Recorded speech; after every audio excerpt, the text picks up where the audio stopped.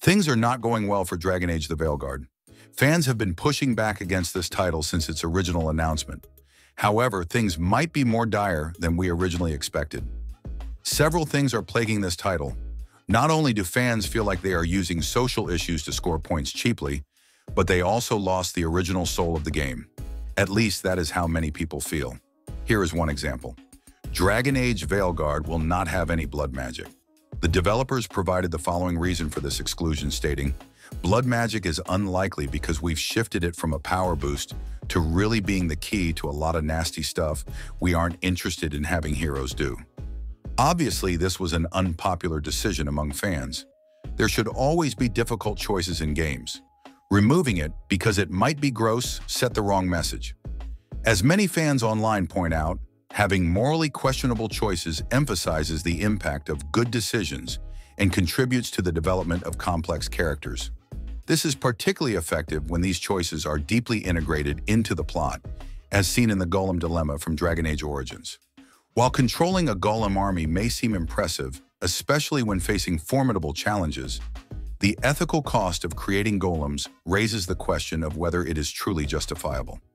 Such difficult and morally ambiguous decisions, in my view, enhance the narrative and lead to more engaging and diverse playthroughs. Dragon Age The Veilguard will be released on 31st October 2024, which is around the corner. If pre-sales are anything to go by, Bioware will not have a good time. Thus, they will be giving the game away for free via a partnership with NVIDIA. On their official blog, they stated, "Fight for Thetis' future at ultimate quality this fall as new and existing members who purchase 6 months of GeForce.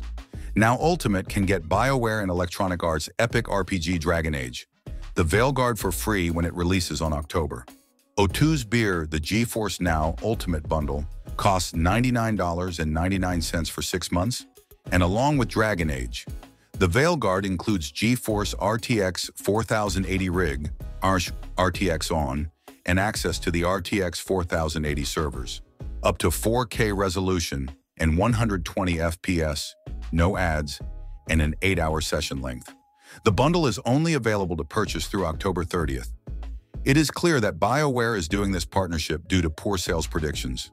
As per That Park Place, Craig Skistimus, aka Stuttering Craig, the host and owner of the Side-Scrollers podcast on YouTube, revealed information from his retail insider that the game had only received a total of 1,957 pre-orders between both Xbox and PlayStation 5.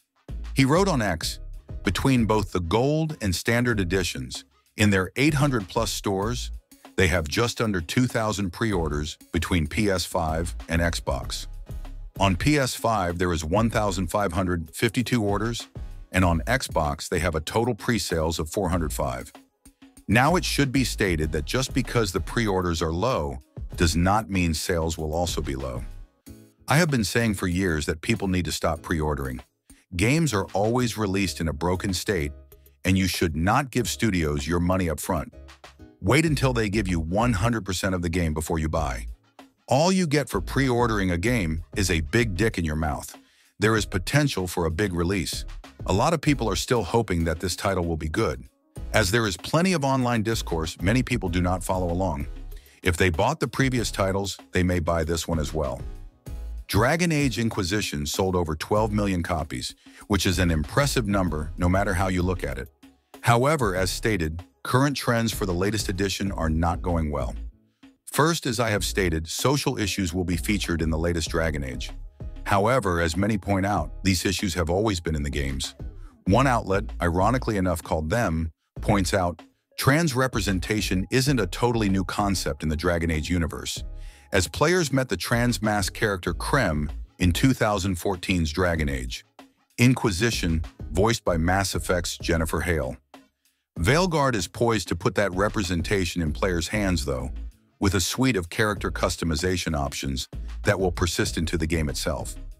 Players can independently choose main character Rook's gender, male, female, or non-binary, and pronouns, she, her, he, him, or they, them, as studio heads confirmed in a Discord Q&A earlier this year, also revealing that players can choose to come out as trans in dialogue choices later in the game.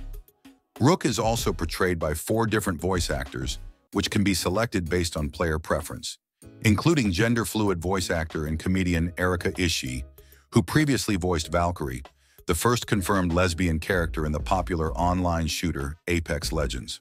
Media outlets have also been giving early reviews, and they all seem to love the new Dragon Age. PC Gamer states, "All the marketing for the Veilguard so far has been polarizing.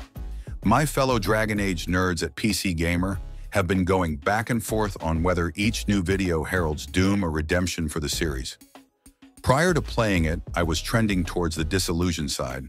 Now, in spite of all the choices Bioware's made that I do still disagree with, the double down on action combat, the shiny and poreless character designs, the cartoonish darkspawn, I believe the Veilguard is going to be a great return to the world I've loved for 15 years. Games Radar states, I spent nearly 7 hours playing Dragon Age The Veilguard and would like to spend 100 more in this RPG right now. Thank you very much. GameSpot stated, Dragon Age The Veilguard feels like Bioware at its most confident. Only time will tell how things will play out for Dragon Age The Veilguard. Right now, fans seem to be pushing back. However, I can still see a world where they sell at least 5 million copies. It is worth pointing out that the budget for this game was $150 million. There is a lot riding on this game being a success,